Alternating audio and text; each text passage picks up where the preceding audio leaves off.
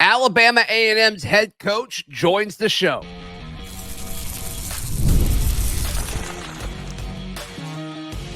You are Locked On Auburn, your daily podcast on the Auburn Tigers. Part of the Locked On Podcast Network, your team every day.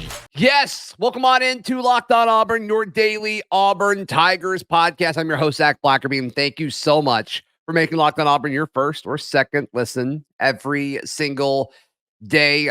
Fun show lined up. I interviewed Alabama A&M head coach, Coach Maynor, earlier this week. Previews the matchup, discusses the Alabama A&M side of this, talks about the defensive and offensive players on the roster that Auburn fans should be watching this weekend. Here we go. We are joined now by Alabama A&M coach, Coach Maynor. Thank you so much for your time. What do you love most about this team as the season is finally here? Well, it's a new team. It's a different team, and I've been doing this a long time, and every year each team is different. They got to have their own identity. So I'm excited about this team to see what identity is going to be this year. Is it going to be offense, defense, special teams? Just to see what their identity is going to be. We're going to play hard for 60 minutes, of course, but these guys got a chance to establish their own identity, and I'm excited for those guys and see what it is. Yeah, I imagine the motivation is caked in throughout the offseason when you say, hey, you're going to an SEC program week one. You guys have a chance to make a major statement, both as individuals and as a program. I imagine that's an easy sell. Oh, yeah, it is. Knowing they playing an SEC team, Auburn, in-state, it's going to be probably 88,000 people there. So it's not going to be hard to get them up for it.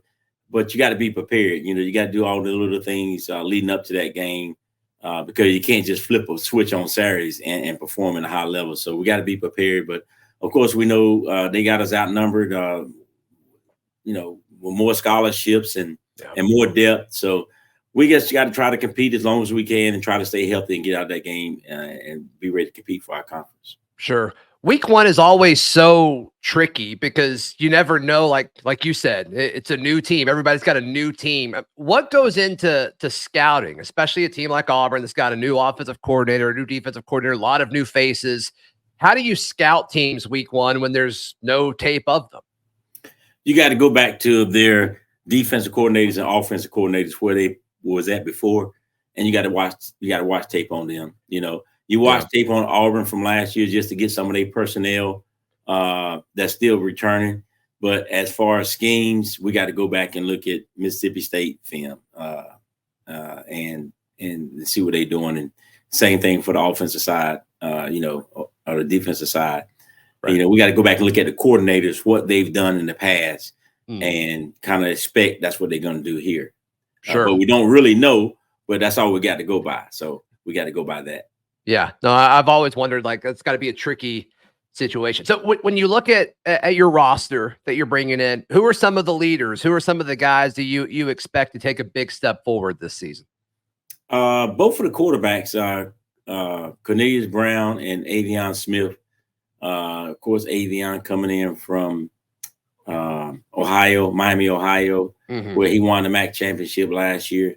So we're expecting both of those guys to compete for the job, and whichever one win it, we know we still have a quality backup. And so I expect those guys to lead on the offensive side. And Donovan Eaglin, who's all-conference running back, and he's coming back, and so I expect him to lead on the offensive side. Keenan Hambrick, returning wide receiver, we expect him to lead on the offensive side. And then offensive line, our center Cam Williams and our left tackle Carson Vincent. Those are the guys we expect to lead up front on the offensive side. Defense, it'd be Doran Wesley on a defensive line, one of our leaders. And linebacker would be Cortez. And then the secondary, Amari Pate. And so, of course, some other guys can do it too. Dawson is a leader, a great leader that we have. Sure. And so I told everybody, listen, guys, I want everybody to lead. You don't have to be a senior just to be a leader. You don't have to be an all-conference player to lead. Leaders just lead. And so I expect everybody to lead, but those are kind of some of the guys I look forward to. I look to kind of lead these young guys. Sure. We continue our conversation with Coach Maynor next, right here on Locked On Auburn. Today's show is brought to you by our friends at Factor. Fuel up with Factor's no prep, no mess meals. I mean, can you imagine spending more than 2 minutes on your lunch or dinner? I can't. Look, a few weeks ago, I ordered Factor, and I loved the box that it came in as far as all of the yummy goodness. I went with the Calorie Smart option, and they had all sorts of pastas, all sorts of different types of chicken sent right to my door. And when I put it in the microwave for 2 minutes and took it out of the container, it really tasted fresh. It tasted like it was cooked right then and there. You feel good after eating it. And just the customization options for your box are second to none. 35 different meals and more than 60 add-ons to choose from every week. You're always going to have new flavors to explore. So head to factormeals.com/LockedOnCollege50 and use code LockedOnCollege50 to get 50% off your first box plus 20% off your next box. Can you imagine doing that anywhere else? That's code LockedOnCollege50 at factormeals.com/LockedOnCollege50 to get 50% off your first box and 20% off your next box as long as your subscription is active. Today's show is also brought to you by our friends at eBay Motors. Can you imagine buying car parts anywhere else? I can't. eBay has their guaranteed fit. Your part is guaranteed to fit your ride every time, or you get your money back. With over 122 million parts, they get it. There's a lot of different vehicles out there.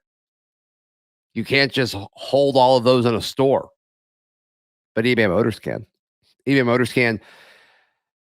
eBay Motors, with them, you're burning rubber and not cash. Well, the parts you need and the prices you want, it's easy to make your car the MVP and bring home huge wins. Keep your ride or die alive at ebaymotors.com. Eligible items only. Exclusions apply. eBay guaranteed fit. Only available to U.S. customers.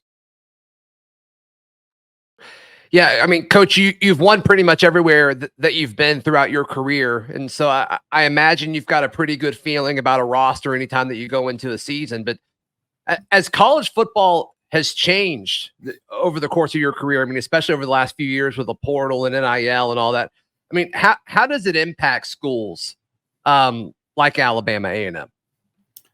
Well, now that the players can get paid and they like free agents, anytime somebody have a good season, they just go in the portal. And they going to go try to go to the highest bidder. Who going to offer me the most, the best apartment with the most money or the best NIL deal. And so, my players, FCS players, if they make all conference, they make all American, the chances you get having that player back is slim to none. And I can't blame the players, they try to do what they think is best for them and their family. Some of them come from not so great backgrounds. And if they can get some money, that's going to help them and their parents or their sister. So I don't blame those guys. It's just what it is today. And it's costing us players, and we can't retain players. Normally we would get a high school kid that wasn't as good, a 4 or 5 star kid. We want to get those kids. So we have to get the guy that wasn't a star or 1-star kid, develop him, turn him into a player. And now we do that. And then they go D1, so it's tough on us, but it's tough on everybody. So we just got to do what we got. Does it change how you coach certain kids as far as we almost like you're recruiting your current roster, which sounds ridiculous to say, but I mean, that kind of is what it is at this point. I mean, does it change anything about how you go through the season as a head coach? Well, you just got to, like you say, you got to recruit your own players. You got to let those guys know what we have here, that the grass ain't always green on the other side. And if somebody ain't calling you, you don't need to go in the portal, because it's still thousands of people that's in the portal that don't have a home, so. Good point.